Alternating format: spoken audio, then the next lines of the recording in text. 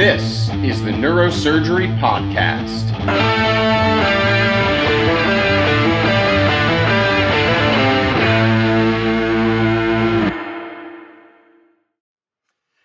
Well, welcome back to the Neurosurgery Podcast. I'm super excited. JP and I are bringing in 2025 with a real notable guest here. Someone who is really, I would say I probably have some interaction with him every day online because I read everything he writes. Of course, I'm talking about Scott Becker. Scott, welcome to the podcast. Well, Mike, JP, Dr. Wang, Dr. Gokun, thank you so much for having me. It's a pleasure to get to visit with you and excited to talk today. Great. So, you want to tell us what's been going on in your life? Because every time I open my phone, there's another Becker's. There's like a lot of them. I know Becker's Spine is where it started, right? Which is really awesome. But tell us just real briefly about, so our audience knows, the whole profile, the library of Becker's offerings. Oh, sure. So Becker's Healthcare, media company that started about 30 years ago plus. I'm aging myself quickly. But we started in surgery centers, then orthopedic and spine. And then about 20 plus years ago, started a hospital and health system line, which is really the biggest line in the company today, the biggest part of the company today. And we've got, spine, orthopedics, surgery centers, hospitals, health systems, health IT. There's a payer part, there's a dental area, there's a handful of different areas.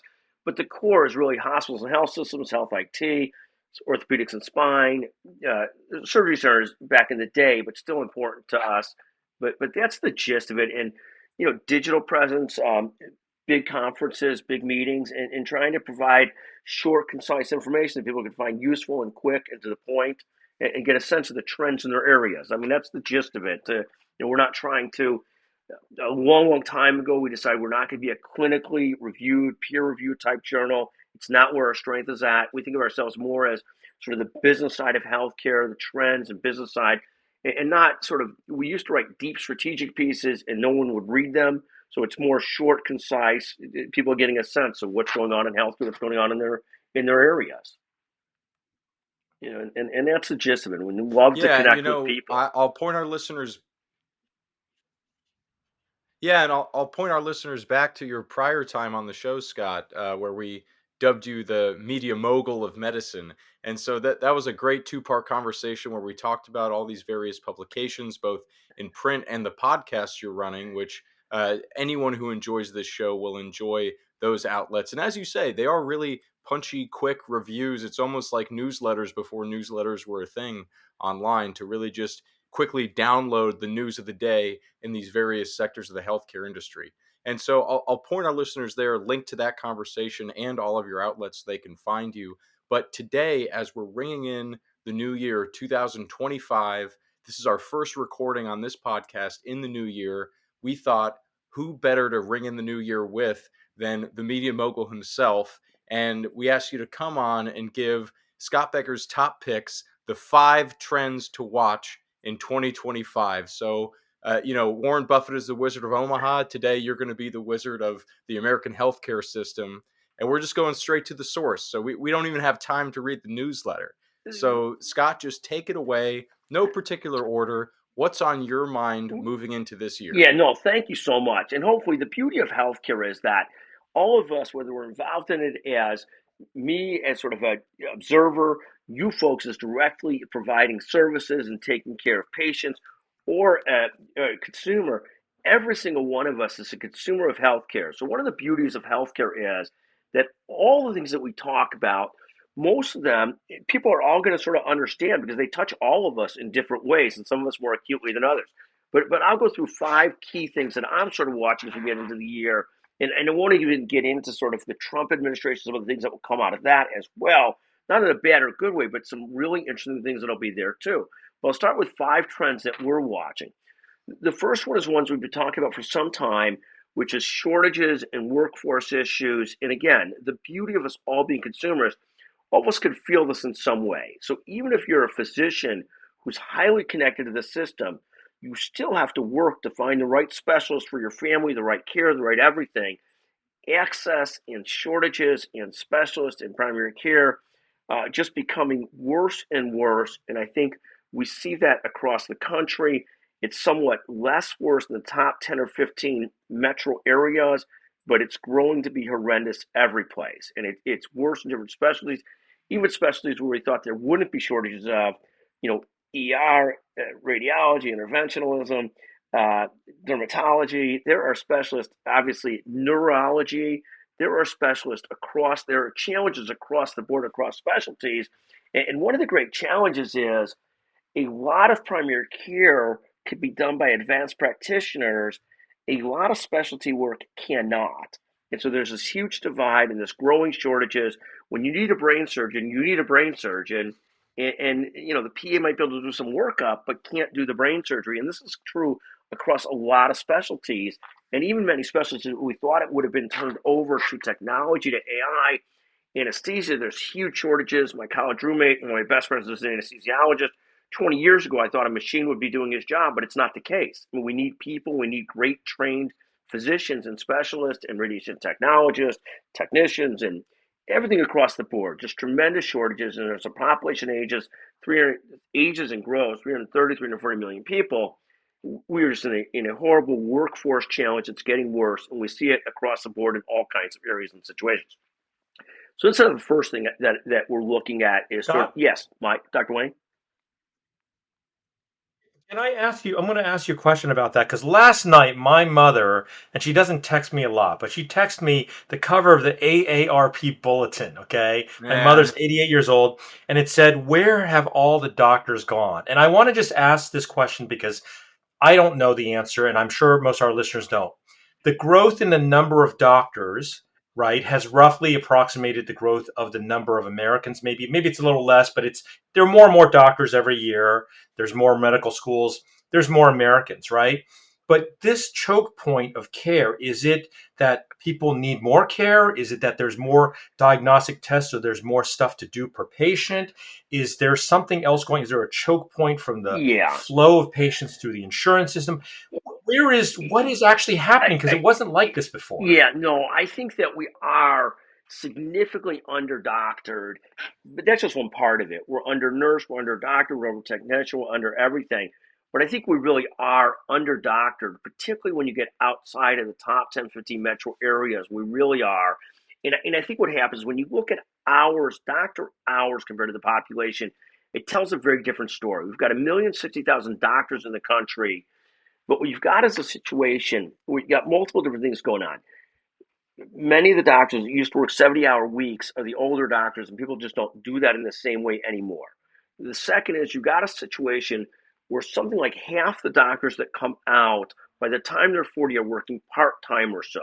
And there's nothing wrong with that, but it means it leads to just a math problem. We've got less doctor hours per patient per person. I would look at those stats. I don't know where those stats come from, but that 1,060,000 number is pretty stable for some time now, and the population's been exploding. And the 1,060,000 is an overstated number in some parts because a lot of those physicians are retired, partially retired, and so forth. The other thing that you've got going on is when you get into these doctor numbers, you get this 330, 340 million people. You've got more and more doctors that are part-time, more and more doctors that are burnt out. And you've got this, just I think you just have a horrible numbers problem. And I think to your mom's point, I went to the eye doctor this morning because I had a detached retina a while ago. Then I had to have cataract on top of that, which is the natural outcome from the detached retina. But you're so happy that the doctors are to take care of you. And this doctor is ophthalmologist who's fantastic. I've had to see obviously the retina guy and the cataract guy and the regular ophthalmologist. But these people are working very heavy loads, and you see it, and you're there for a while, and you have to be patient because you're so thankful to have a doctor to take care of you. But it's like because it because yourself, your mother, you have to know somebody to get into the right person from a health equity perspective, from just a general care perspective. It's just a bad situation. We've got 25,000 doctors a year or so. 20,000 start medical school a year. 50,000 apply to medical school a year. Other countries, but JP's in the middle of this still, I think, but like here, 10, 12 years to finish up in certain specialties, 4 years of med school, 4 years of residency, a couple years of fellowship, and they're doing it quicker. Especially a lot of medical education here was developed prior to the internet. They're doing it quicker in some great countries, India and Brazil and some other places that produce doctors a couple years quicker than we do, and we've got to fix that. We just have to fix that. There's only so many amount of years of somebody practicing, so many hours of practice, and so much of it is, today, so much of medicine was built, education was built on rote memory. The world has changed. I mean, it's less and less the rote memory and more practice and the internet, and there's lots of different available resources. And so, I went to law school for 3 years. So little of what I learned in law school, and this is different than med school, which is much more hands-on and much more useful. But law school, if they did it in 2 years, they did it in 1 year, it wouldn't make a difference. I mean, you learn so much in law school about what you're doing when you're practicing law.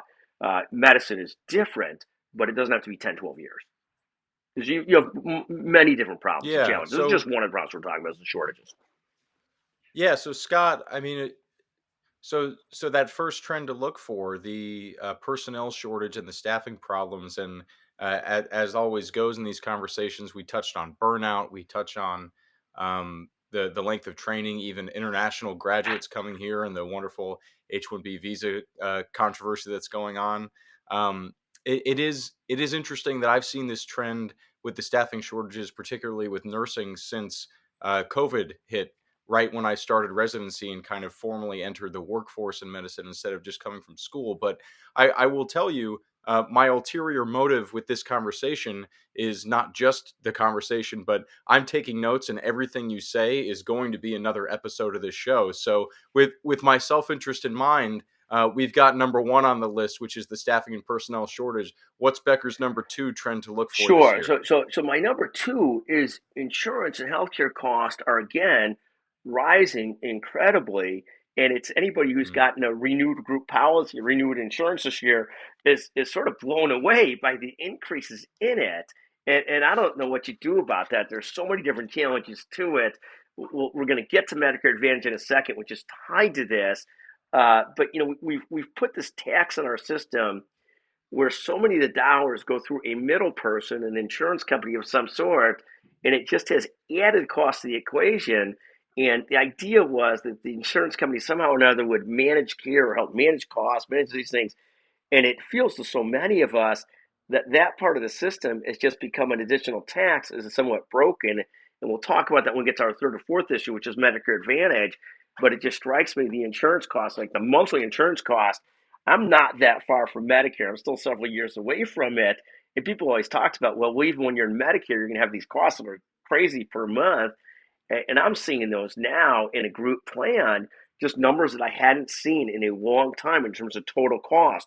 Not just, it used to be the total cost was bad between the insurance and your deductible and what you were responsible for. You used to get to about 18,000 a year between those two, and that was higher than it used to be. That was like, if I went back 10, 20 years ago, it was a lot less. But just a few years ago, it's 12,000 a year for insurance plus 6,000 a year for, a high deductible plan.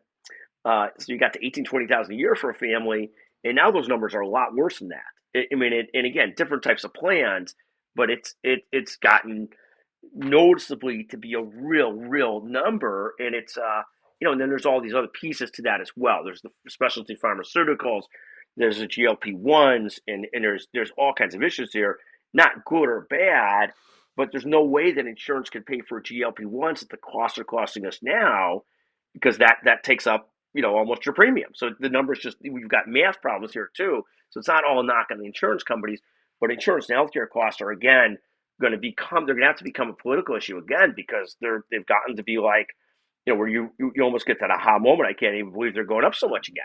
And at the same time that they're going up so much, physician reimbursement, where we're the most short of physicians, nurses, workforce, is not going up. So the whole thing is it's so messed up that you've got costs going up so much, and physician reimbursement's not going up. I mean, it's literally so messed up. And so that's sort of like the number two. And all these pharmaceuticals, all these technologies, all these things are so important. Yeah. But without physicians and people to take care of you too, it's a combined effort. It's tech plus people. So insurance costs, healthcare costs going up, physician reimbursement not going up, even when we're crazily short of physicians and workforce. So that's number two. Yeah, so Scott, this is a question I would love to ask you, because you have spent, as you said, decades communicating about this industry to the consumer, not just the practitioner. And it seems like the health insurance industry in modern America has morphed away from actually providing insurance, like we have insurance on our houses, on our cars, on anything else. And instead, people treat it like a subscription service, like you pay for Netflix and you get to watch the shows on Netflix. And so people think I pay for my health insurance, so I have access to health care. And so, between this subscription mindset we have and this pernicious idea that many people hold that healthcare is a fundamental human right and receiving every ounce of care available at a hospital is a fundamental human right, whether it's that philosophy or the subscription mindset, people have this aversion now to taking money out of their pocket and paying when they go to see a doctor. So if you have zeroed in and you see these rising costs in the insurance structure as a problem this year, how do you see a way out of it for us? And that's a big question, because, Yeah. but specifically what I want to ask is, as someone who writes direct to consumers, how do you see pitching a change to an American people who's not used to paying for their health care anymore? I think at some point you're going to end up with this very big debate that was a debate that was had 20, 30 years ago, and it's going to come back. And I have to tell you, back in the day when I thought about single payer system, I had all the horrible thoughts that most people that are capitalists had about a single payer system. But we're already sort of halfway there, because half of healthcare is now paid for between Medicare and Medicaid. You're going to have this very real debate as to what and the insurance lobby is so strong, but what do the insurance companies add to the equation anymore? And we're going to have a very serious discussion about that in our country at some point, just because more than half of healthcare is paid for by the government now. The insurance companies have become one of the public enemies in the country now. Sort of when I was always against the Hillary care, the movement towards all these things, and at some point you're gonna have more of this kind of discussion as to where does it go. To go back to your point, JP, in the old days, people thought of insurance as for catastrophic, and you paid for regular care day to Yeah. day. What's happened is the cost of healthcare have gone so high between the healthcare industrial establishments, everything else, the cost of everything, cost of pharmaceuticals, the cost of hospitalizations, the cost of everything. You could pay, like I went to the urgent care a couple weeks ago when I was in Florida, and I paid for that out of pocket. I paid for it out of pocket because I'm still in the early stages of deductible for this year, but you pay for it. They negotiated a rate with Cigna for that and paid $207 for my urgent care visit. Felt like fair, fine, great, you know. But it was but we're so past that, because the real cost of care has become so insane today that the average, you could deal with a wealthy patient who's going to pay for their out in network or their cash only spine care or something like that. And you see some of that, but it's just not. I've got a relative who's going to Germany for cancer vaccines, and we pay for that out of pocket. But day in, day out, it's not doable because the costs are so crazy. And it goes as part of these issues. The vaccines in Germany are expensive, but they're not anywhere near what they would cost here. And they're not available here, so it doesn't matter. But the same thing with GLP-1s. They're a fraction of the cost in other developed countries than they are here. So we've got all these sort of things that are screwed up in our system that have to be solved. There's no reason we should be paying $1,000 a month here for GLP-1s when they're paying $200 a month in Germany. It just doesn't. There's no logical reason for that, really, other than America funds all that out there R&D. But I don't think there's easy answers on it. But the insurance industry, and we'll talk about Medicare Advantage in a second, as far as I can tell, has more and more lost its purpose, and it's just a tax on the entire system. And the problem is they are so strong in D.C. that whether it's a Republican administration, a Democratic administration, there's a lot of clout within the insurance industry. Wow, Scott, that's fantastic. So just to recap, each one of these topics could be like a whole week conference, right? So we covered the manpower issue, healthcare and manpower, nurses, doctors, all that. And then the second one was about health insurance. So tell us about the third big trend you're going to see movement on in 2025. Sure. So, I mean, I could combine a couple of these as well, but the next thing I'll talk about is Medicare Advantage. So, Medicare Advantage is one of the great challenges in our nation. It's now more than half of the Medicare population is on Medicare Advantage, And what's happened is, notwithstanding all the prognosticators that said Medicare Advantage would save the country money because costs would be managed more closely, it's actually costing the government a lot more than traditional Medicare did. And what you've got is often consumer satisfaction on Medicare Advantage is all over the board. Some love it because there's some extra benefits. Many hate it because now they're constricted like they weren't with Medicare. And what we hear from the provider community and the health system community is largely very negative views on Medicare Advantage. And Medicare Advantage is like a freight train that continues to push forward. President Trump in the first administration was very for it. President Biden was very against it. But then President Biden got very for it once the insurance industry took him to the woodshed. And so they both ended up being very, very pro Medicare Advantage. And as far as I could tell, Medicare Advantage is it's a debacle. It's an example of a disaster. It just has added a complete additional tax to the healthcare system. From what I could tell, people are less satisfied with it. And people have demonized fee for service. But most things we do in America, you get paid for doing something. And so and I'm a big believer. It's not the payment system, it's a supply and demand issue. And there's abuses on both sides of it. We could talk about that forever. But the abuses you see on the Medicare Advantage side, the insurance side, are the denying claims, the pre-authorizations, all the kinds of things that have some logical benefit, but have been so overhit in a technology arms race that the insurers are winning. That's caused many, many health systems to try and back out of Medicare Advantage, and many doctors hate it as well, and many consumers feel very constrained by it. So, for my 80-plus-year-old parents, we really don't want them on Medicare Advantage. We don't want restriction of choice at all. We want them in regular Medicare, where their provider gets paid, they know what's going on, and they're not being, screwed with through the Medicare Advantage system. Yeah, Scott, I maybe some of our audience is a little bit younger, right? They're just getting started in their careers or they're finishing up school. And I remember, 15 years ago when Medicare Advantage was coming on to the fray, we used to talk about how if you operated on people with Medicare Advantage, you would usually get compensated a little bit higher as a physician, right? As a surgeon. And there wasn't this pre-auth process. And I guess now it's kind of the other way around where you're getting paid the same or less, but you got to go through all these hoops, right? So I've got all these patients who are very bright and they're retired here in Miami and they're all on straight Medicare because they understand exactly what you were talking about. Maybe just for our audience, just give them a quick summary of what you really mean by Medicare Advantage, because some of our listeners really know. A lot of folks don't. Sure. So the traditional Medicare program was paid through Medicare, through the government, and they paid providers for your services. You went and got your services. There was normal pre-authorization. You couldn't abuse it. There was all kinds of fraud and abuse police, so you couldn't abuse that. You weren't supposed to abuse the heck out of it. Of course, a few percent of physicians, providers did abuse it, like any kind of system. Medicare Advantage is the government pays for it, but they've subcontracted with a big insurance company. The insurance company then goes out and sells policies to people to sign them up for Medicare Advantage. And then the insurance company is guaranteed a certain amount per member per month versus getting fee for service payment. They're guaranteed a per member per month fee.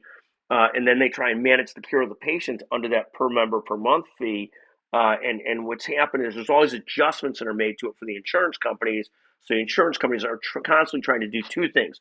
They're trying to have a very healthy population, but they're trying to play to the government that they have a very unhealthy population so they get the better adjustments. And so you've got this very convoluted system where they are actually rewarded for trying to make sure they keep care within that cost bundle. And what it's led to is it's an arms race. They've got a tremendous amount of technology and policing and pre-authorization verification. It's a horrible situation. And it's been there's this populist movement, of course, against the insurance companies, the deny, delay, defund, et cetera, et cetera. And unfortunately, this United executive got caught all in the middle of this stuff, and it's obvious there's nothing to do with him, and a horrible, horrible tragedy. But some of the core concerns that people have with the insurance companies and Medicare Advantage, those are real concerns that many of us have. Like you would say, your consumers, your best consumers don't really want to be in Medicare Advantage. I don't want my parents in Medicare Advantage. I don't want them restricted on choice. I don't want them dealing with all stuff. I want them to get the care they want to get. And it's turned out Medicare Advantage, because we just added this extra layer into everything, is costing the government more than traditional Medicare. So it's backwards. And it's, as you said, providers used to be pleased to be on Medicare Advantage because when they first got the program going, there were extra incentives and to make sure providers were paid well with it. Now the insurance companies got more and more aggregated, they're just more and more powerful.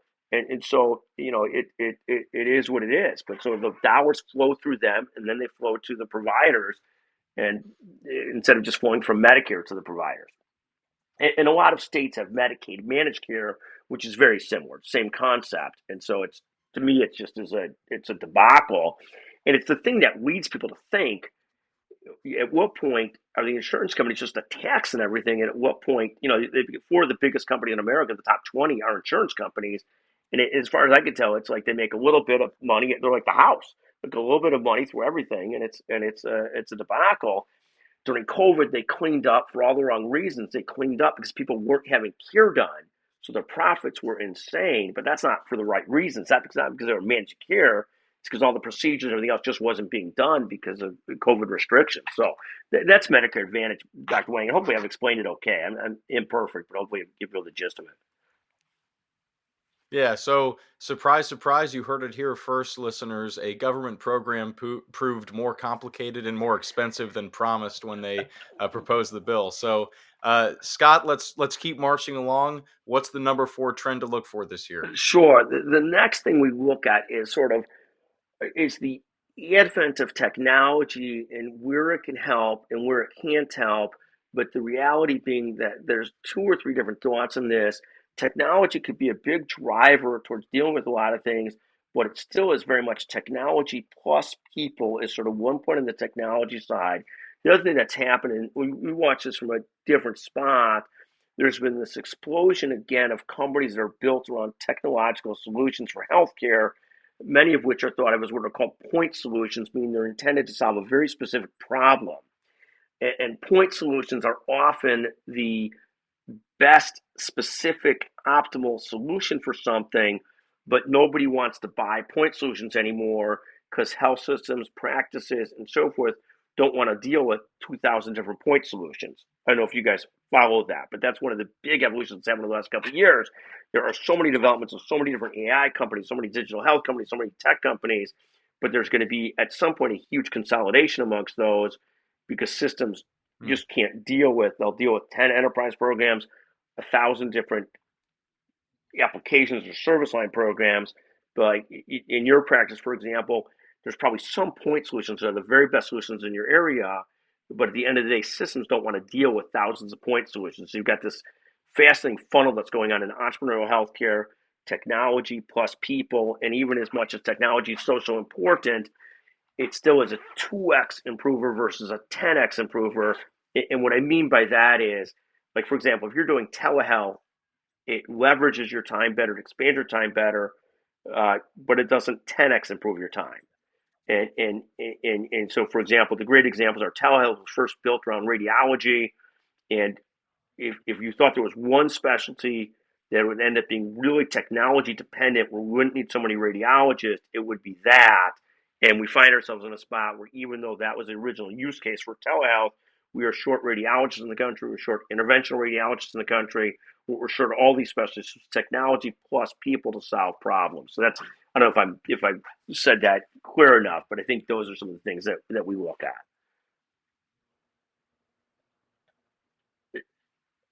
That'd be number 4 is the technology and people issue to solving problems and the sort of devaluation of the point solutions, even though the point solutions are often so much more sophisticated and elegant than the larger solutions, but people only want so many point solutions.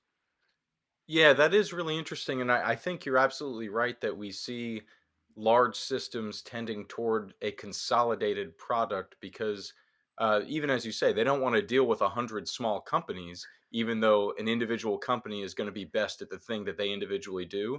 But even talking about tech, a given healthcare system in their computer network doesn't want 100 different forms of code running. They want one cohesive environment of tech products running on their systems. So instead of having, as you say, 100 different tools that are individually the best at their function, we're all going to settle for a single thing that does everything just all right.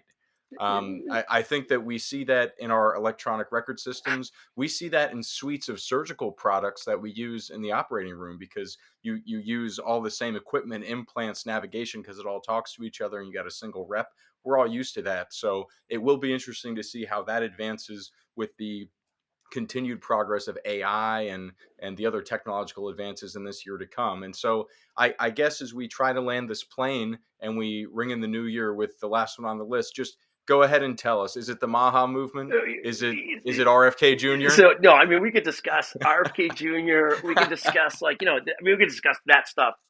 I mean, so interesting, the Dr. Oz and the RFK stuff. We could talk about, and I'm not an anti-Trump person. I'm just not particularly an anti-Trump person. But I do think a couple of those picks are insane. But it is what it is. That's a different discussion of Dr. Oz and RFK. But that's not where I'm going to go with this. But we could discuss that because that's really interesting what's going on there too, and let's see how that sort of evolves. But I look at sort of a combination of a couple of things. I mean, we've talked about some of them already. We've talked already about the more tension between insurance companies and doctors than I've seen in a long time. So you've got that evolving again, the insurance companies, and that sort of thing we talked about already. The other thing I'll talk about, which is an access issue, and it goes back to shortages, you've got this incredible explosion again of concierge medicine. And just so we're clear, this is a reality of a huge supply and demand imbalance. Is you've got more and more people going to concierge, and I don't blame the doctors one bit for this. There's no blame here. This is just natural choices. But if you go to a place like Florida, where Dr. Wang is, you can't get a primary care physician in many areas without paying for a concierge doctor because there's just not the availability. I know that's very prevalent in Florida. It's more and more prevalent in Illinois, but it's more and more prevalent in every place. And you can't blame the primary care physicians, the internist, one bit, but it's an example of shortages leading to health equity and access problems you're just going to see more and more of. And you talk about a two-tier health system. We're going to have a multi-tier health system, but where the wealthy are going to have much better access than the non-wealthy if we don't deal with the supply and demand issues that we have out there. So I sort of look at concierge as a indicator of some of the just issues we have out there. And you see it in spine practice and other practices too, where people are only going to deal with people that will cash pay. And I don't blame the doctor one bit, but it's a coming debacle from a health equity standpoint. You got more and more of that coming up too. So, Scott, let me ask you about that because this is the neurosurgery podcast, right? And we know well the model for the PCP, the primary care doctor does concierge. Is there really such a thing as concierge neurosurgery or spine surgery? I mean, I know there's a lot of people trying to do this stuff. Is it a real thing? Well, I think really in certain areas, people have built really serious practices around being, cash only, no insurance. There's a huge practice in Virginia that's been really successful with it. That's really well regarded. So there's places that are doing it. You have spine surgeons at some of the best health systems that have stopped taking Medicare, Medicaid a long time ago, because they don't want to deal with that. There's not that many that could see just cash pay patients, but there's some. There's some practices that are really built around that just won't that won't deal with the insurance companies, and there's more and more shortages. You'll see more of it. I mean, if you're in a metro area like here, a patient who's a friend who's got a spine issue has got several different people they can go see. That they can go see. If you're in other areas, but if you want to get into the best, the brightest, you might be willing to pay cash, and more people are. So I see it. Okay, I have a question for you. Okay, so one thing you didn't mention in your top 5, maybe you're saving it for 2026, you didn't talk about AI, right? Everybody's talking about AI. So I'm just going to ask you a very pointed question about it because AI is everywhere, right? Yeah. Tell us, of all the medical specialties for a doctor, MD, DO, right? Which specialty in your prediction, I'm not going to hold you to it, but just riffing with this, is the most susceptible to AI problems, meaning being consumed by it? Yeah. I think the one that's most resistant. Yeah, no, I think the answer is this, so I had a chance to have on our podcast today the CEO of Oracle Health, David Feinberg, Dr. Feinberg today. So I had a chance to talk to him because what they're trying to do with AI in the medical record and the new medical record system is very, very intuitive and very smart. And I think what's fascinating about AI, it's a lot. One thing I love about healthcare is that as I started the conversation with, every single one of us is a consumer. We're all consumers. So what he talked about was this, and I'll go to your question. He talked about the concept that, when you and I Google something today, when any of us Google something today, we used to have to search through 20 different results. Now, at the very start, we get an AI overview that very often gives us what we need to know. You guys follow that? You see that, right? I Hmm. mean, we all see that today, which is, and what he talked about in their new medical record, what they're trying to do is be able to give, let's say you're going to see your patient, instead of having to riffle through all the different medical records, and I'm not sure, you judge whether they're there or not yet, I don't know. But the point being that if instead of like you having to go through all the notes from the last several years for the patient, you're able to get a 3 paragraph summary like you see on Google of here's what's going on with this patient in a million different ways. That's something that people would find quite valuable. It doesn't mean that you're not going to go back and look at different parts of the medical record to see check this, check that, check that. But I think that is fascinating, that evolution. And I think so many things we see as consumers in other parts of our life, you'll start to see as practitioners in your parts of life where you start to see where they're really making help or not help. Now, when you go to the question of like, where is AI going to be most helpful? So you've got this situation, and this is really a challenging situation. They say we're 200,000 short of primary care physicians in our country, at least, if not more. And everybody's got different models as to how they judge this. But I believe that number is probably true or more. I don't know. I mean, we produce 25,000 doctors a year, but we're retiring almost that many per year. But they say we're short 200,000 doctors. Now, all of us go to urgent care, all of us go to doctors. More and more, we're seeing the PA. And the challenge is the PA still has to be quite smart. But there are a lot of things the PA can do that your primary care physician could do with the right amount of AI that could really help us in that gap. But the PAs have to be really smart. They can't be morons that you put in front of a computer. You follow me? It doesn't work. You can't like you Mm. can't have like you can't have a D student reading the AI playing doctor. You could have an A or B student who wasn't a doctor with enough AI doing a lot of the workup for a patient and really, really helping. So that I see that. You would think that the gastroenterologists were a tremendous shortage of gastroenterologists, which we didn't think there'd be in our lifetime, but now screening colonoscopy is taking over, and it might change the science and like that. But you would think at some point that AI, and they're already using GI Genius or GI Genius or whatever it's called, and in helping gastroenterologists, you would think that some of that could be done more and more uh, with with with help, but still need somebody talented to dealing with the endoscopy and colonoscopy, so somebody's not perforated all the time. So you still need really like now you look at a neurosurgeon, a spine surgeon. AI is going to help on the workup and all kinds of stuff, but when you need brain surgery, you need spine surgery, you still need somebody who's really talented. I mean, and you and I know that there's neurosurgeons you'd want to send your colleague to, your family member to. There's ones you wouldn't. But I can't even imagine if you dumb down these professions more, even with AI. AI should be a tool for very good physicians, very bright physicians. But I think you're still going to need very much physicians doing a lot of this stuff. I mean, I went to PA last week, and I get this is not a knock on PAs. Half the PAs that I've seen over the years are fantastic, are just great. I had a PA last week at some urgent care that was like a moron's moron. And I don't mean that in a bad way, but a super moron. And that's I don't mean that negatively, but it's like there was this vast gulf out there of talent out there. So I think the more the more sophisticated it is, the more AI could be a tool.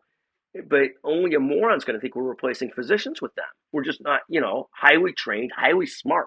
It's like they say that the people that go into these elite schools, it's not that they get something out of the elite schools, but they were so bright to go in that they're the best and brightest, and you're still going to want the best and brightest, really deciding what you're going to do with help, with oncology help, with all these areas. I mean, AI is so important now to diagnosing oncology issues and cancer issues, but you still need somebody who's there smart, who's going to sort of filter through it and figure out what to do with the patient, what they need to have done.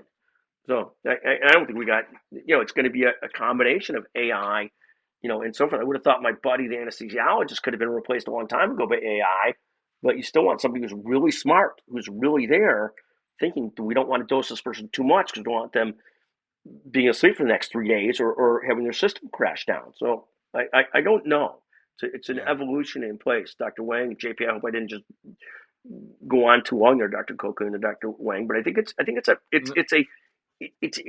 an evolving thing, and we'll get more clarity on it over the next several years. No, we're gonna find out. I think not just in the next several years, but this year to come. And so, I mean, we could do this all night, but Scott, we do have to call it. I'm gonna throw down the gauntlet and say that now that you've put on your prophet hat and put these predictions out publicly, then maybe at the end of this year, when things have wrapped up and the dust is settled, we can have you back on to look back at these trends to watch and see what direction these threads actually ran in. We'll offline, we're going to do a similar little list on the top 5 stock picks of Scott Yeah, Becker, but that's going to be just for us. That's going to thank be you. private. Sorry for all you listeners. But with that, Scott, we really appreciate your time. As always, it's been a real pleasure talking to you. Ideas and trends to watch this year coming in the healthcare landscape here in the States. We'll point our listeners to your numerous outlets, the podcasts, the website, the newsletters.